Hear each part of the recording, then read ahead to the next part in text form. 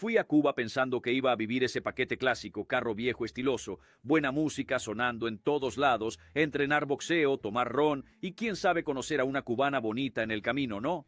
Entonces llego allí y la realidad me da una bofetada. Basura en la calle, edificios cayéndose a pedazos, gente que no ve proteína desde hace días. Y tú caminando con la sensación real de que cualquier balcón puede decidir caer justo en tu cabeza. Pero calma, porque Cuba es especialista en sorprenderte. En medio de todo este caos aparece una cubana. No era exactamente como yo imaginaba, ¿verdad? Pero era simpática, atrevida, demasiado directa, incluso. 5 minutos de conversación y ella dice, vamos a mi casa. ¿Para hacer qué? Bueno, exactamente eso que estás pensando ahora, Pillín. Solo que el detalle de cómo eso realmente funciona por allá, solo lo cuento al final del video, ¿vale? 1. Comer no es rutina.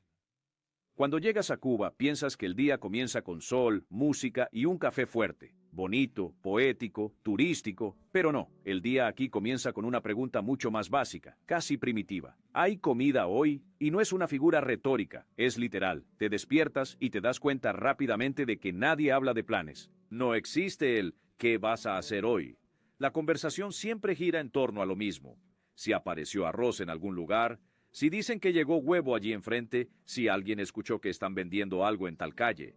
En Cuba la comida no es rutina, es casa. El cubano sale temprano a la calle, no con prisa de trabajar, sino con bolsa en mano. Bolsa de nylon, vieja conocida, casi uniforme nacional. Caminas por las calles y ves la escena repitiéndose. Gente parada, observando, esperando, como si el alimento pudiera simplemente surgir de la nada.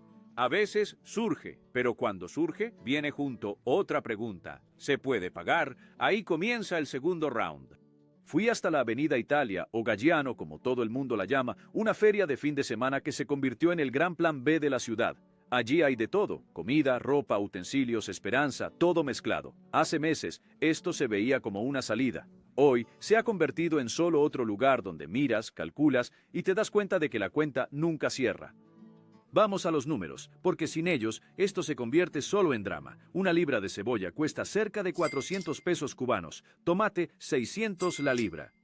Y no estamos hablando de producto importado, gourmet o exótico. Es comida cosechada en la propia tierra. Ahora respira hondo. 1 kilo de carne de res en el mercado informal ronda los 1,000 pesos cubanos. Traduciendo a la vida real, mucha gente trabaja todo el mes para elegir entre comer carne o pagar otra cosa básica. La pregunta inevitable es, ¿la carne es un lujo o es comida? En Cuba, la respuesta es simple. La carne se ha convertido en un artículo de fecha conmemorativa. Navidad, Año Nuevo, si hay suerte. Se estima que solo cerca del 30% de la población logra comer carne con alguna frecuencia. El resto se las arregla como puede y arreglarse aquí es un verbo pesado. Resolver, sustituir, es improvisar, es disminuir porción, es saltar comida. Hay gente que hace magia diaria con arroz, frijoles e imaginación, porque aquí no existe lo que quieres comer, existe lo que apareció hoy, y si no apareció, bueno, mañana intenta de nuevo. Entiendes rápido que en Cuba nadie vive con seguridad alimentaria, vive con expectativa de encontrar algo, de poder pagar, de no volver a casa con la bolsa vacía. Y cuando regresa vacía, nadie hace escándalo, porque eso aquí se volvió normal. Triste, sí, pero lo más aterrador no es el hambre, es cuánto ya se ha incorporado a la rutina. Aquí no vives para trabajar, trabajas cuando puedes para comer, y a veces ni eso. 2. La cuenta no cierra. Después de entender que la comida es el centro de la vida en Cuba, viene el segundo choque, el golpe bajo, la cuenta. Porque aquí el problema no es solo que el precio esté alto, es que el salario simplemente no existe para acompañar la realidad. El salario medio estatal gira en torno de $25 por mes. Repite eso en la cabeza. Ahora compáralo con cualquier lugar del mundo. Y ahí te pregunto, sin ninguna ironía, ¿cómo alguien vive con eso? La respuesta corta es simple, no vive, sobrevive. Porque la comida cuesta precio de país normal. Tomate, cebolla, arroz, aceite, nada de eso es barato para quien gana $25. Entonces las matemáticas se convierten en una broma cruel. Haces la cuenta, la rehaces, verificas, cambias el orden y al final siempre da el mismo resultado. No cierra. Aquí nadie piensa en cuánto sobra. El razonamiento es otro. ¿Qué dejo de comprar hoy? Cada compra es una elección forzada. Si compras esto, no compras aquello. Se come mejor hoy, se pasa a puro mañana. No existe holgura, existe compensación. Y es en este punto que Cuba se divide, en la práctica, en tres tipos de gente. Primero, quienes reciben remesas del exterior. Estas personas no son ricas, pero respiran. Un dinero que viene de afuera lo cambia todo. No es lujo, es dignidad básica. Pollo, aceite, huevo, a veces carne. Segundo, quien tiene contacto en el exterior, un amigo, un pariente, alguien que trae cosas, manda cosas, ayuda a resolver, el famoso conozco a alguien. No resuelve todo, pero evita el colapso. Y tercero, ¿quién resuelve fuera del sistema? Vende algo, revende algo, intercambia algo, improvisa. Aquí, resolver no es picardía romántica, es necesidad pura. Quien vive solo del salario estatal, vive al límite y lo sabe. Lo más absurdo es que comida existe en Cuba. Está en las tiendas privadas, en las MIPYMES, en las tiendas en moneda extranjera. El problema es que no está en el bolsillo de la mayoría, o sea, no es falta de comida, es falta de acceso. Y ahí nace una frase que todo cubano entiende sin necesidad de explicar. Aquí no vives para trabajar, trabajas para comer. Y a veces ni eso, porque cuando el salario no acompaña la inflación, no existe futuro, no existe plan, no existe descanso, solo existe el mes. Aguantar el mes se convierte en victoria. Y cuando alguien dice, este mes dio, no significa que sobró. Significa solo que no faltó antes del final. Eso, por sí solo, explica más sobre Cuba que cualquier discurso político. 3. Dos Cubas. Después de algunos días andando por Cuba, empiezas a notar algo curioso y un poco absurdo. Existen dos Cubas y no es una figura de lenguaje, es literal. La primera es la Cuba del turista, playa bonita, música alta, ron barato, gente sonriendo como si la vida estuviera resuelta. Esa Cuba funciona, tiene luz, tiene comida, tiene aire acondicionado. Es la Cuba de Instagram, con filtro cálido y leyenda motivacional. Ahora déjame hacerte una pregunta simple. ¿Qué pasa si sales de ese escenario por 5 minutos a pie? 5. La música desaparece, la luz se apaga, la sonrisa se convierte en cansancio. Bienvenido a la otra Cuba. Es la Cuba donde el día no comienza con buenos días. Comienza con ¿habrá luz hoy? ¿Y habrá aparecido comida? Mientras el turista elige un plato del menú, el cubano elige qué va a faltar hoy. Y la parte más extraña es que estas dos Cubas no están en países diferentes, están en la misma calle. Hotel con aire acondicionado encendido todo el día. Justo detrás, casas esperando que vuelva la energía para poder cocinar. ¿Coincidencia? Claro que no, es prioridad. Área turística no puede parar, el resto se resuelve, y resolver aquí no tiene nada de encanto latino. Es supervivencia de verdad. Resolver comida, resolver transporte, resolver dinero. Nadie habla de calidad de vida. Aquí eso suena como una broma de mal gusto. Las preguntas del día son otras. ¿Alcanza para hoy? ¿Llega hasta mañana? Si compro esto, ¿me quedo sin qué? El turista viene a descansar. El cubano se despierta cansado. El turista toma vacaciones. El cubano toma cuentas. Y lo más aterrador es que todo esto se ha vuelto normal. Tú preguntas, ¿cómo está la situación? Y la respuesta viene con una media sonrisa. Está difícil, pero vamos tirando. ¿Tirando hacia dónde? Nadie sabe. Porque en cuanto el mundo oye a Cuba y piensa, ¡qué pueblo alegre! El cubano mira al mundo y piensa, podría ser diferente, ¿no? Lo ve por internet, lo ve por los parientes que se fueron, lo ve por las remesas que llegan, y eso duele más que no saber. Por eso tanta gente sueña con irse. No es para hacerse rico, es para dejar de calcular todo, dejar de calcular comida, luz, mes. Cuba es bonita, sí, pero es bonita en dos niveles diferentes. Uno lo visitas, el otro lo aguantas, y después de que te das cuenta de eso, se hace difícil mirar esa postal de la misma manera. 4. Resolver, el verbo nacional. Si pasas algunos días en Cuba, aprendes rápido una palabra nueva. No está en la guía turística, no viene en el curso de español, nadie te la enseña formalmente, la aprendes en la práctica. La palabra es resolver, y la pregunta natural es ¿resolver qué? La respuesta es simple. Todo. Aquí nadie compra como en un país normal. Comprar presupone oferta estable, precio previsible, salario compatible. Aquí eso no existe, aquí se resuelve. Resuelve comida, resuelve transporte, resuelve dinero, resuelve incluso problemas que ni deberían existir. Caminas por las calles y empiezas a notar las señales. Gente sentada en la puerta vendiendo arroz en vaso de plástico, frijoles en bolsa sin marca, desodorante, pasta de dientes, jabones puestos como feria improvisada. No es ilegal por maldad, es ilegal por necesidad. Cuando el sistema no entrega lo básico empieza a circular fuera del sistema. La pregunta es simple. ¿Qué harías si no tuvieras dónde comprar lo esencial? ¿Esperarías o resolverías? Pues sí, el transporte también se resuelve. Autobús lleno, se resuelve en un camión. Sí, camión. Personas de pie, sentadas, colgadas, apretadas. Todo absolutamente normal. El precio ronda los $2. Barato para quien gana en dólar, caro para quien gana en peso cubano, pero aún así es eso. O caminar kilómetros en el calor. Resolver se convierte en rutina, resolver se convierte en habilidad, resolver se convierte en identidad. Aquí nadie se presenta diciendo su profesión. La persona se presenta diciendo, incluso sin hablar, me las arreglo, y arreglárselas en Cuba requiere creatividad a nivel de postdoctorado. Hay gente que vende lo que tiene, gente que vende lo que encuentra, gente que vende aquello que si se lava está nuevo. Y nadie pregunta mucho, porque preguntar demasiado interfiere en el proceso. Lo más curioso es que todo esto sucede a plena luz del día. No es un submundo, no es algo escondido, es la economía real funcionando en paralelo. Te das cuenta rápido de que resolver no es la excepción, es la regla. Y quien no consigue resolver se queda atrás. Ahí es donde la cosa se complica, porque cuando todo se convierte en improvisación, la línea entre sobrevivir y arriesgarse se vuelve delgada, muy delgada. La sonrisa continúa, la música continúa, pero algo empieza a tensarse, porque vivir resolviendo todo el tiempo cansa.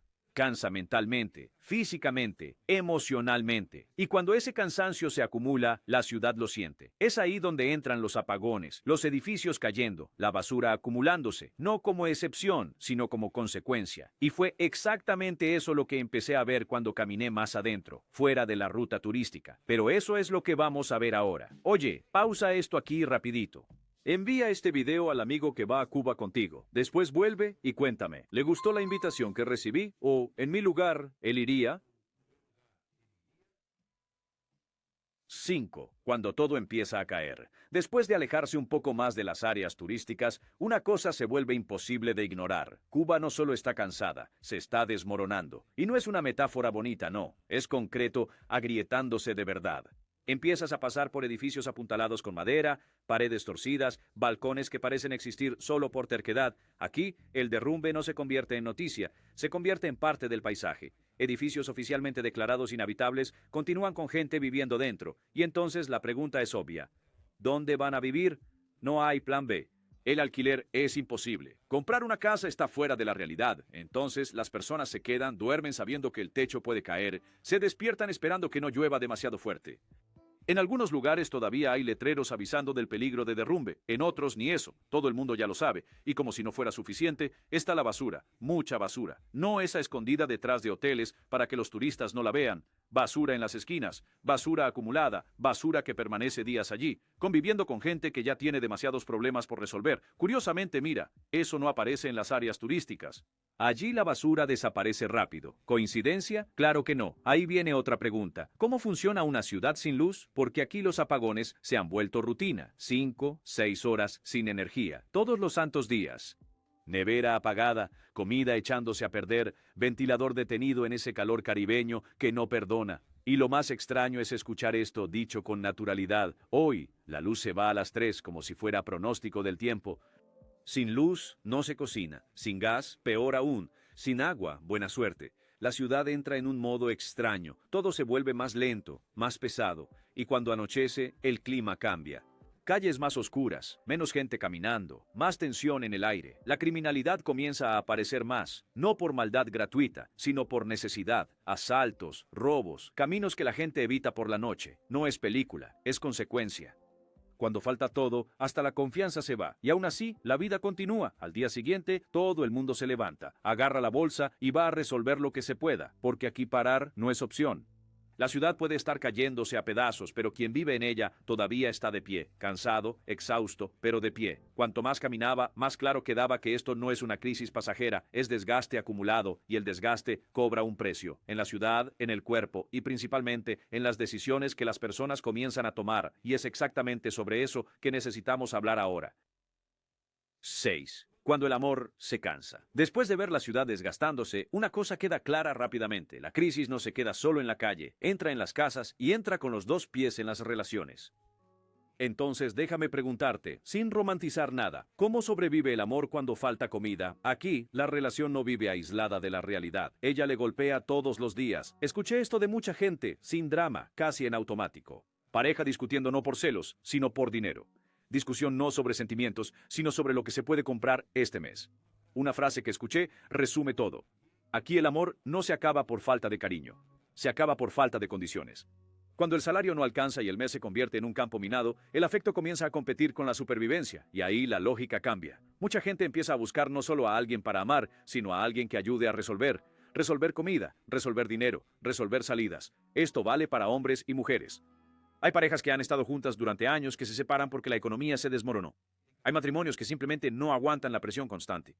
Y hay gente que se rinde, no porque dejó de querer, sino porque se cansó de luchar todos los días sin ver salida. Ahí los sentimientos comienzan a mezclarse. ¿Qué es amor? ¿Qué es necesidad? ¿Qué es estrategia? No siempre se puede separar.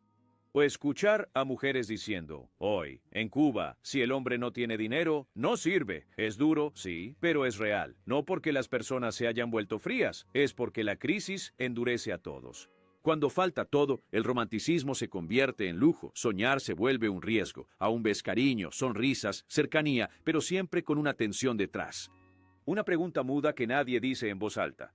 ¿Hasta cuándo esto aguanta? Y ahí entra otro peso, la comparación con quién se fue. ¿Quién se quedó? Ve a quién salió comiendo mejor, viviendo mejor, respirando mejor. Eso corroe por dentro. El sueño deja de ser construir algo aquí y se convierte simplemente en irse con alguien o solo. Y en ese escenario, mucha gente empieza a cruzar líneas que nunca pensó que cruzaría. No por maldad, por cansancio. Es aquí donde empezamos a tocar un tema más incómodo. Porque cuando la necesidad aprieta demasiado, algunas elecciones dejan de ser elección y se convierten en estrategia de supervivencia. Pero esto necesita ser hablado con calma y principalmente sin romantizar. Es exactamente eso lo que viene ahora. 7. Sobrevivir es estrategia. Después de escuchar muchas historias, hablar con mucha gente y recorrer la ciudad de verdad, una cosa me quedó clara. Cuando la necesidad aprieta demasiado, las elecciones cambian. Eso no es exclusivo de Cuba. La diferencia es que aquí eso está tan evidente que es imposible fingir que no se ve. Ahora piensa conmigo, sin drama. ¿Qué harías si no tuvieras dinero para comer, vestirte o ayudar a tu propia familia? Pues bien, en Cuba mucha gente vive exactamente en ese límite, y es en este escenario que surgen estrategias de supervivencia que confunden a los turistas, alimentan fantasías y dejan a mucha gente demasiado cómoda como para no hacer ninguna pregunta. Quien llega de fuera suele pensar que todo es simpatía, sonrisa fácil, calor humano, y lo es, pero no toda sonrisa es romance, ni toda atención es amor. A veces es necesidad vestida de gentileza. Es aquí donde entra un término famoso y casi siempre mal entendido, jineterismo. Y déjame dejar esto claro de inmediato, no toda cubana es jinetera. Generalizar eso es perezoso e injusto, pero el fenómeno existe, y fingir que no existe no ayuda a nadie. El jineterismo no es solo vender el cuerpo, muchas veces ni siquiera pasa por eso. Es compañía por interés, afecto estratégico, promesa, esperanza de salida. Porque para quien viene de fuera, una cena es ocio. Aquí puede ser la comida de la semana. Un perfume para ti es un detalle. Aquí es un lujo. Una recarga de celular parece nada. Aquí resuelve el mes. Entonces, cuando ves una relación demasiado intensa, demasiado rápida, demasiado perfecta, tal vez no sea amor a primera vista, tal vez sea desesperación a la primera oportunidad. Y eso vale para ambos lados, ¿eh? También está el turista que llega creyendo que es especial, que conquistó, que cambió la vida de alguien. La pregunta incómoda es simple. ¿Cambió realmente o solo entró en un sistema que funciona así desde hace décadas? Cuando nadie quiere ver la realidad, ni quien necesita sobrevivir, ni quien prefiere vivir la fantasía, el resultado es siempre el mismo: frustración, dinero perdido y juicio equivocado. Y no, eso no convierte a todo el mundo en santo. El engaño existe. Aquí, el engaño no es la excepción, es consecuencia. Engaño de calle, digital y emocional. Promesa de amor, de ayuda, de un futuro mejor, todo envuelto con urgencia e historia triste, no porque el cubano sea astuto, sino porque el sistema empujó a demasiada gente al improviso permanente. El golpe más cruel es el emocional. Estás fuera de Cuba, solo, aparece un perfil bonito, historia difícil, buena conversación. Cuando pides videollamada, siempre hay una excusa. Ahí comienzan las emergencias, pequeñas al principio, mayores después. Tú ayudas pensando que es amor. Muchas veces, del otro lado, ni siquiera es una mujer. Es cualquier tipo usando una foto robada. Catfishing versión caribeña. Al final, la pregunta que duele es esta. ¿Querías amor o querías creer en una fantasía? Cuba no es una película romántica, pero tampoco es un nido de villanos. Es un país quebrado, con gente improvisando su propia vida todos los días. Quien viene aquí necesita solo una cosa: ojos bien abiertos. No es para desconfiar de todo el mundo, sino para entender el contexto, porque aquí romantizar demasiado duele e ignorar la realidad sale caro. Oye, no olvides compartir esta mierda, ¿vale? Y si llegaste hasta aquí, comenta Cuba y revisa el video que está apareciendo en la pantalla. Gracias y hasta luego.